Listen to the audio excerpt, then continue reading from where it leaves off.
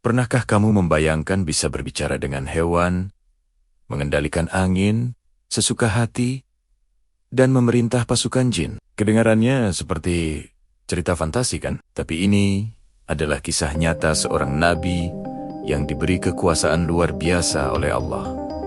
Dialah Nabi Sulaiman, putra dari Nabi Daud, seorang raja yang bijaksana dan nabi yang agung. Kekuasaannya tidak hanya mencakup manusia, tapi juga hewan, angin, bahkan dunia gaib. Mari kita selami lebih dalam kisah menakjubkan dari Nabi Sulaiman. Sejak kecil, Sulaiman sudah menunjukkan kecerdasan yang luar biasa. Suatu hari, dua orang datang kepada ayahnya, Nabi Daud, untuk mencari keadilan. Salah satunya adalah pemilik kebun anggur yang subur, dan yang satunya lagi adalah pemilik kambing.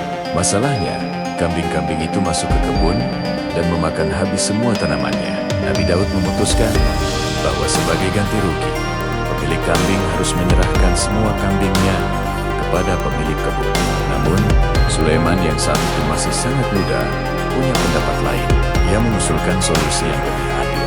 Menurutnya, pemilik kambing seharusnya menyerahkan kambingnya sementara kepada pemilik kebun untuk dimanfaatkan susu dan bulunya. Sementara itu, si pemilik kambing harus bekerja memperbaiki kebun yang rusak sampai kembali seperti semula.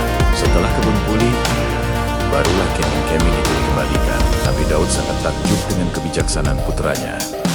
Dan keputusan inilah yang akhirnya dijalankan. Setelah Nabi Daud wafat, Sulaiman mewarisi takhta dan kenabian.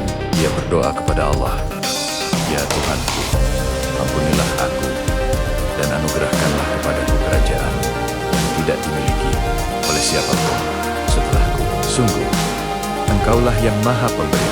Allah mengabulkan doanya. Angin ditundukkan untuknya, berhembus kencang atau sepoi-sepoi sesuai perintahnya. Ia juga diberi kemampuan untuk memahami bahasa semua binatang, dari semut yang paling kecil hingga birang-birang di angkasa. Pasukannya pun bukan hanya terdiri dari manusia, tapi juga jin dan hewan. Bayangkan betapa megahnya barisan pasukan Nabi Sulaiman saat berbaris. Langit dipenuhi burang-burang yang memayungi, dan di darat, manusia serta jin berbaris dengan teratur. Salah satu kisah yang paling terkenal adalah pertemuannya dengan Ratu Balqis, penguasa kerajaan Saba. Suatu ketika, saat memeriksa pasukannya, Nabi Sulaiman menyadari bahwa burung Hedorhon tidak ada di tempatnya. Ia sempat marah, tapi tak lama kemudian, Ude datang membawa berita penting. Ia bercerita tentang sebuah kerajaan yang kaya raya di negeri Sabah, dipimpin oleh seorang ratu bernama Balqis. Namun, mereka menyembah matahari, bukan Allah. Mendengar ini, Nabi Sulaiman segera mengirim surat kepada Ratu Balqis, mengajaknya untuk tunduk dan beriman kepada Allah. Ratu Balqis adalah pemimpin yang cerdas. Ia tidak langsung marah, melainkan mengirimkan hadiah mewah kepada Nabi Sulaiman untuk menguji apakah ia seorang raja biasa yang haus harta atau seorang utusan Tuhan. Tentu saja, Nabi Sulaiman menolak hadiah itu. Ia berkata, "Apa yang diberikan Allah kepadaku jauh lebih baik daripada apa yang diberikannya kepadamu." Ia kemudian menunjukkan kekuasaannya yang luar biasa. Sebelum Ratu Balqis tiba di istananya, Nabi Sulaiman bertanya kepada pasukannya, "Siapa yang bisa memindahkan singgasana Ratu Balqis ke sini?"